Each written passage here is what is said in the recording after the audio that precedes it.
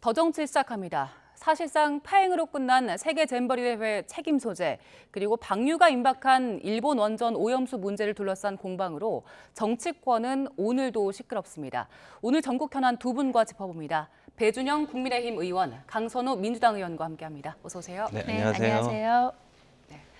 성일종 국민의힘 의원이 잼버리 K-팝 콘서트에 BTS가 출연할 수 있도록 국방부가 좀 지원을 해달라 이런 취지로 주장을 했다가 왜 잼버리 수습에 BTS를 동원하냐 이런 비판을 받고 있는데요. 오늘 오전 성일종 의원 그리고 민주당 박범계 의원의 목소리까지 듣고 대담 본격적으로 시작하겠습니다. 한국에 대한 아름다운 추억, 잊지 못할 이런 자산을 좀 만들어 가는데 도움을 줬으면 좋겠다 이렇게 요청을 한 건데 군대 보낼 때는 언제고 또 이러한 잼버리 대회에서 문제가 나오니까 수습을 BTS 보고 하라고 하느냐 이런 부분에 대해서 좀 섭섭해 하시는 것 같은데 사실 BTS의 병역 면제에 대해서 20대, 21대 법안을 내고 군을 면제하자라고 했던 의원이 바로 제가 한 겁니다. 골든타임이 아직 있다고 생각하십니까? 그 골든타임을 BTS를 출연시켜서 그 만회를 할 수 있는 문제라고 생각합니까?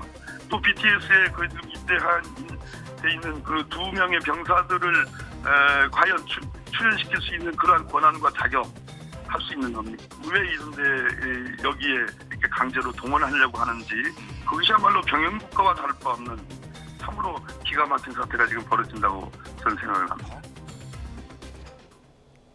네, 세계 잼버리 대회 마지막까지 좀 말도 많고 탈도 많은데요.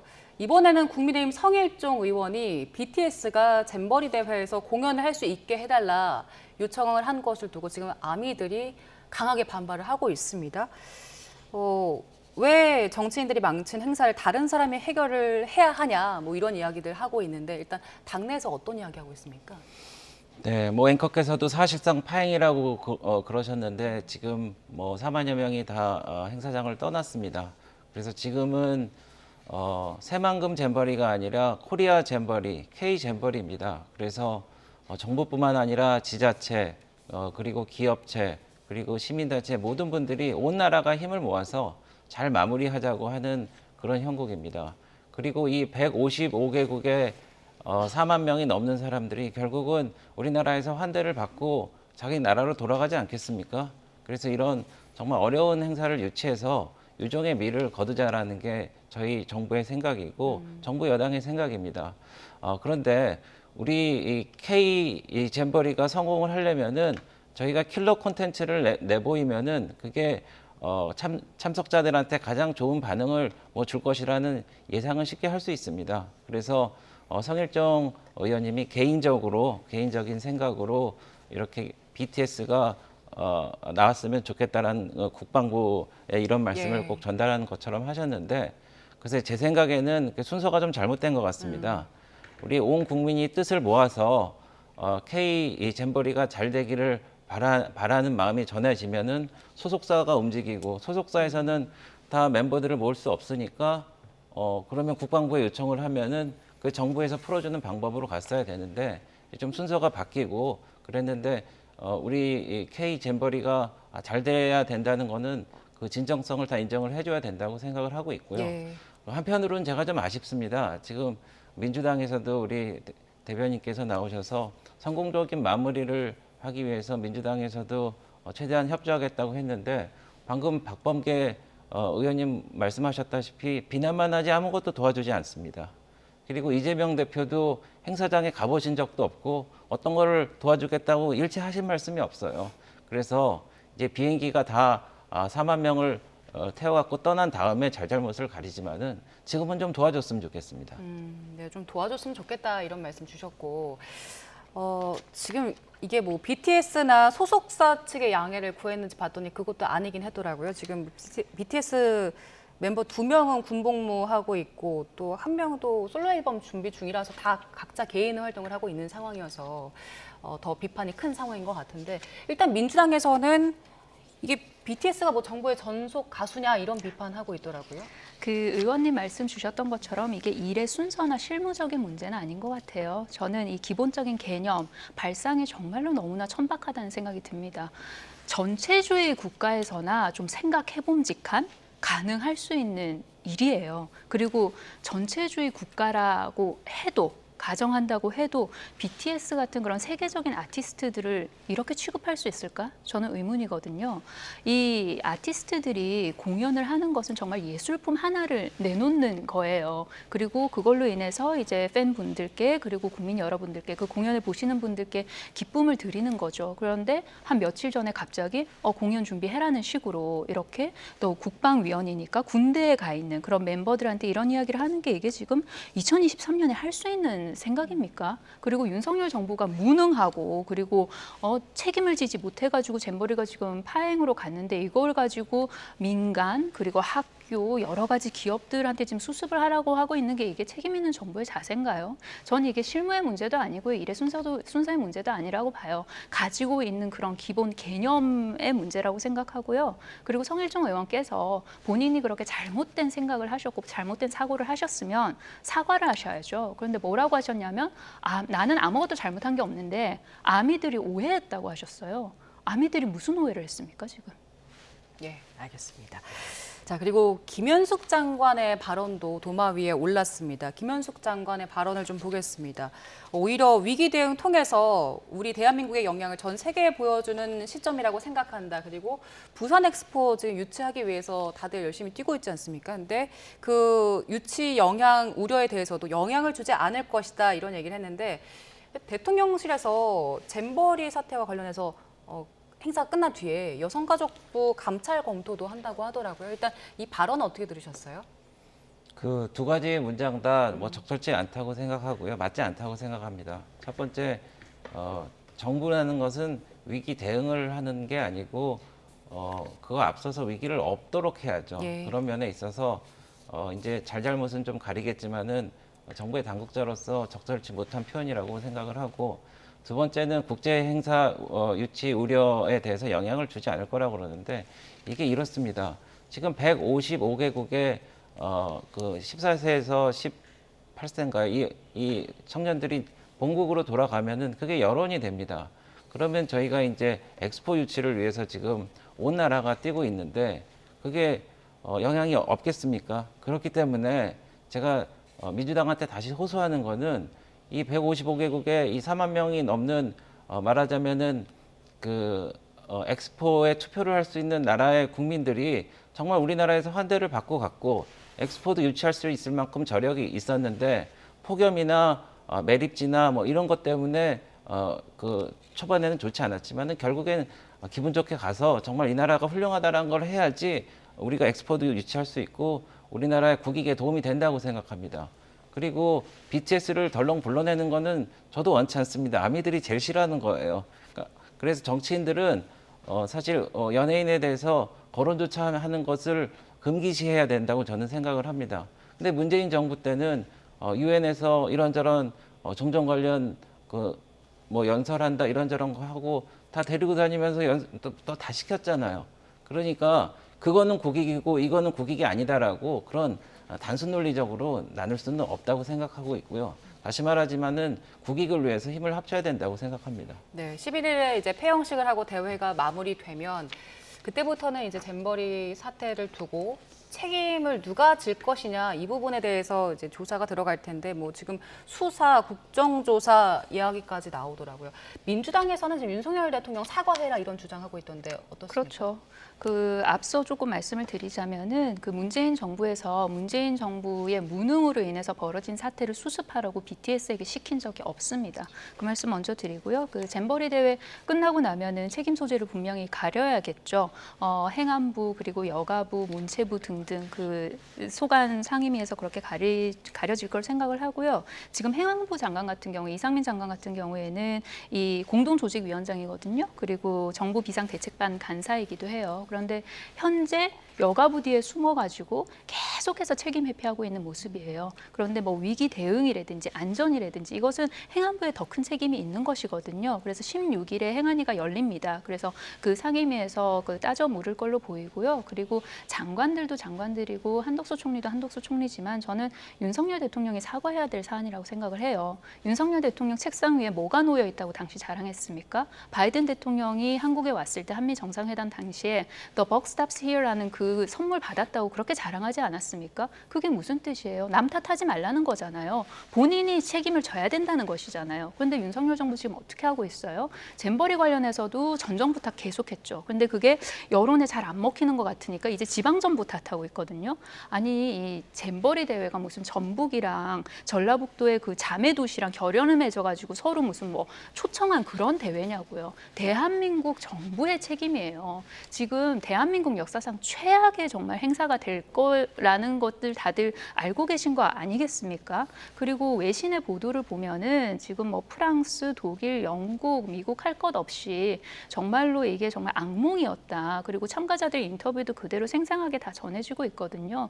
윤석열 정부는 이 여기에 대해서 책임지고 사과할 뿐만이 아니라 그리고 이게 국제소송전으로 비화될 우려도 있어요. 관련해가지고도 아마 대비를 하셔야 될 거예요. 네, 알겠습니다. 저도 좀 한 말씀을 드려야 될 텐데 저도 보이스카웃을 했었습니다. 그래서 그 매립지에서 야영을 했는데 비가 많이 와서 텐트도 둥둥 뜨고 화장실을 비롯해서 모든 게 다 떴어요. 그러니까 매립지에서 사실 잼버리를 한다는 거는 굉장히 악수를 둔 겁니다. 근데 2년 전 8월 달에 그 환경단체에서 지금 공동조직위원장을 맡고 있는 민주당 김윤덕 의원님한테 질의를 했습니다. 이미 새만금에 그 매립을 많이 해갖고 굳어진 땅들이 많은데 왜 하필 마지막 남은 갯벌을 메워갖고 거기를 할 거냐 이렇게 하니까 그 당시에 김윤덕 의원이 그때 새만금 청장도 같은 취지의 발언을 했는데 떡 본 김에 제사 지내는 겁니다. 이렇게 얘기했습니다. 4만 3천 명의 잼버리 대원들이 떡입니까? 그래서 제사를 꼭 지내야 되는 겁니까?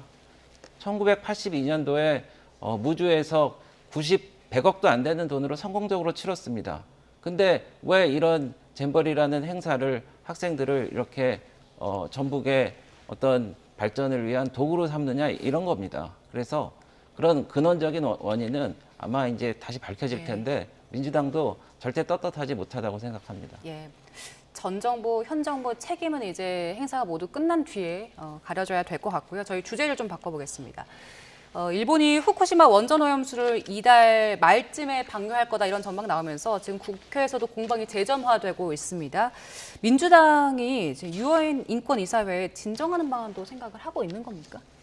네, 생각하고 있고요. 예. 그 사실 야당으로서 이런 어떤 정부의 그런 외교 정책이나 이런 거 결정 관련돼 가지고 뭔가 의사 결정을 바꿔볼 수 있는 룸이 굉장히 적습니다. 그러니까 예를 들어서 후쿠시마 오염수 같은 경우에도 국제해양재판소에 제소를 해보려고 해도 그 제소를 해야 되는 주체가 정부예요. 예. 그래서 민주당이 할 수 없는 일이고요. 그러면 민주당이 야당으로서 할 수 있는 일이 뭐가 있을까? 그래서 찾아내서 다 해야 되는 것이죠. 그래서 유엔 인권 이사회 진정서를 내는 거, 그거 이제 관련해서 서명을 한 것이고요. 그리고 특히 이제 오는 18일인가요? 그 미국에서 한미일 정상회담이 열리지 않습니까? 그 이후에 이제 구체적인 그런 방류 시기에 대한 최종 결정이 있을 거라는 그런 관측이 많습니다. 그래서 그 정말로 방류가 시작될 게 얼마 남지 않았다. 그렇기 때문에 민주당 입장으로서는 국제기구든 어디든 해볼 수 있는 모든 행동을 해야죠. 그리고 그 행동을 함에 있어서 동력은 그 국민의 여론으로부터 얻어야 되는 것이고요. 그리고 앞서서 그 잼버리 관련해 가지고 그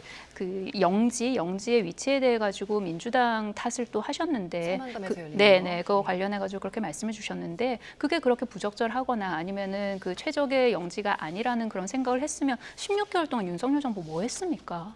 한 달 만에 열린 거 아니지 않습니까? 예, 알겠습니다. 어제 민주당 오염수 간담회가 열렸는데 거기에 8살 어린이가 등장을 했습니다. 어린이 활동가로 소개가 되는데 국민의힘에서는 이런 비판했습니다. 어린이 활동가 선전산동에 이용한다. 그리고 뭐 김기현 대표는 아동 학대는 저열하다 이런 비판까지 했는데요. 어제 상황 어떻게 보셨어요? 저 민주당이 좀 심했죠. 6살짜리 어린애를 불러내서 그거를 정치적으로 이용한다는 거는 민주당이 만든 그 학생 인권 조례라든지 그런 정신에 전혀 어긋나는 거라고 생각을 합니다. 그리고 사실 이 괴담 정치가 벌써 여러 차례인데요. 사실 광우병이라고 그래서 뇌송송 구멍차기라고 그랬고 또 사드 사태 때 참외가 썩는다고 그랬고 지금 이 후쿠시마 원전수 괴담으로 지금 전국의 그 수산시장이 초토화됐습니다. 그래서 지금 수산시장이 전부 다 손 놓고 있고 소금값이 3배 이상 오르고 그때 사드 사태 때도 그 썩는다고 그래갖고 전국의 참외 80%가 성주에서 나는데요. 30%가 폭락을 해갖고 수백억이 농민들이 손해 봤습니다. 그렇게 이제 민생 경제를 망치고 저렇게 어린애들을 괴담 정치에 이용하고 이런 건 안 된다고 생각을 합니다. 그리고 후쿠시마 원전수 관련해서는 야당이 지금 말씀하시는데 IAEA가 UN 기구입니다. 그리고 IAEA가 그 UN의 related 말하자면은 기관인데 WTO도 마찬가지예요. 근데 UN에서 결정한 것을 UN에 또 제소한다? 그거 정말 뭐 이상한 거라고 저는 생각을 하고 있습니다. 네. 네. 그게 어떤 면에서 이상한 건지 잘 모르겠고요. 그리고 국민의 어떤 걱정, 불안, 합리적인 질문들을 괴담 취급해버리는 정부 여당에게 저는 희망이 없다고 생각을 합니다. 어제 더불어민주당이 아이들과 함께 후쿠시마 오염수에 대한 그런 걱정, 염려를 나눈 그 일정을 가지고 지금 국민의힘에서 굉장히 거세게 비판을 하고 있어요. 비난을 하고 있어요. 김기현 대표 같은 경우는 아동 학대라고 했죠. 저는 도대체 뭐가 문제였는지 모르겠어요. 제가 여기 출연 오기 전에 직전에 그 6세에서 8세 초등학생들부터 고등학생들까지 저희 의원실에 찾아왔어요. 저희 의원실에 찾아와서 어떤 정책 제안을 했냐면 미래 환경 문제에 대한 정책 제안, 그리고 칠생 통보제에 대한 정책 제안, 그리고 본인들 교육 문제에 대한 정책 제안 등을 하고 갔어요. 그러니까 이거를 공개하고 안 하고의 문제인 거죠. 그런 의정 활동이 수없이 많습니다. 아이들이 요청을 해요. 와서 본인들의 이야기를 들려주고 싶다고. 그러면은 그 의정 활동에 아이들을 이용한 겁니까? 그 아이들이 와가지고 본인들의 생각을 이야기하고 의견을 이야기하고 국회에 와서 본인들의 뜻을 펼치는 게 아동학대입니까? 어떻게 이렇게 촌스러운 말도 안 되는 발상을 할 수가 있습니까? 예, 알겠습니다. 그런가 하면 어제 이화영 전 평화부지사 재판이 있었는데요. 또 다시 파행이 됐습니다. 어제 그 검찰 그리고 새로운 변호사 법무법인 해광의 변호사가 덕수의 변호사가 둘이 싸우다가 결국에 변호사가 사임계를 내고 퇴장을 했습니다. 네. 어제 상황 두고 이제 한동훈 장관이 오늘 또 얘기를 했는데 사법 방해다. 마피아 영화에서나 나오는 극단적인 증거인멸 시도고 이건 사법 방해다라는 발언을 했습니다. 일단 어제 상황 그리고 이 발언 어떻게 들으셨어요? 네, 제가 법정 드라마를 많이 보는데 아마 법정 드라마 만드시는 작가님들이 굉장히 위기감 느낄 거예요. 세상에 이런 일이 법정에서 일어나기가 힘듭니다. 그리고 이 변호인은 뭐 당사자를 변호를 하는데 당사자의 의견과 전혀 다르게 이재명의 민주당의 입장을 지금 반영을 하고 있고 그리고 특별면회를 7번이나 장소 변경해서 민주당 의원들이 이화영 씨를 만났는데 그럼에도 불구하고 이화영 씨의 입장이 변하지 않으니까 그때는 이제 변호사를 바꾸려고 하는 겁니다.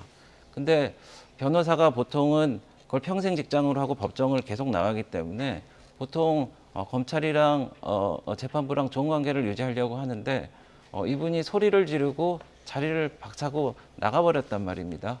그런데 영화 뭐 데빌스 애드버킷이라는 뭐 그런 것도 나는데 사실 이재명 대표 본인이 국제 마피아파라든지 뭐 여러 조폭들을 이렇게 하면서 법 기술을 하지 않았나 이런 생각을 저희가 하고 있고요.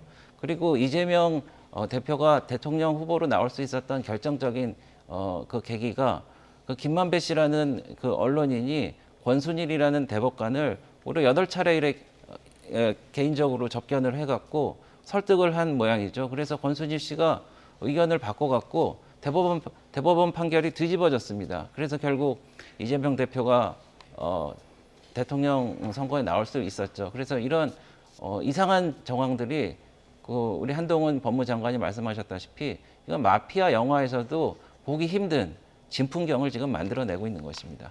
네. 대한민국 대법원의 판결을 이상한 정황이라고 하시면 안 됩니다. 우선 그 재판 관련해가지고 그 이화영 전 부지사 측과 그리고 가족 내 어떤 변호사 선임에 대한 그런 내부적 정리가 잘 안 된 것 같아요. 그런데 가족 내 어떤 그런 일이나 다이나믹이나 아니면 또 특히나 부부 사이에 있어가지고 어떤 대화가 오갔는지 어떤 지금 정리가 안 됐는지 그거는 제3자는 알 수도 없는 일 아니겠습니까? 그래서 저는 그런 대화나 아니면 그런 정리가 좀 되고 나면은 재판이 다시 원활하게 진행이 될 것이라는 생각이 들고요. 그리고 재판을 진행하다 보면은 굉장히 다양한 일들이 많이 있죠. 다만 대한민국에서 벌어지고 있는 모든 재판을 모든 국민들께서 이만큼 관심을 가지고 지켜보시지 않으니까 이런 일들이 굉장히 생소하게 느껴지는 것이지 아주 드문 일이 아니다라는 말씀 드리고요. 그리고 이 재판 진행에 관련해 가지고 또다시 민주당 탓을 하신 것 같은데 재판 진행하는 그 판사가 민주당 의원이었습니까? 판사가 재판 진행하는 거 아닌가요? 재판 파행에 대한 책임을 물으려면 그 사법부에 물어야 되는 거 아닙니까? 갑자기 또 왜 민주당 탓을 합니까? 예. 네, 제가 아주 이상한 짧게요. 정황이라고 말씀드리는데 왜냐하면 법정에서 이화영 씨가 그 김모 변호사는 당신이 나의 입장을 대변하지 않고 있다라고 그래서 거기서 해고시켜 버린 겁니다.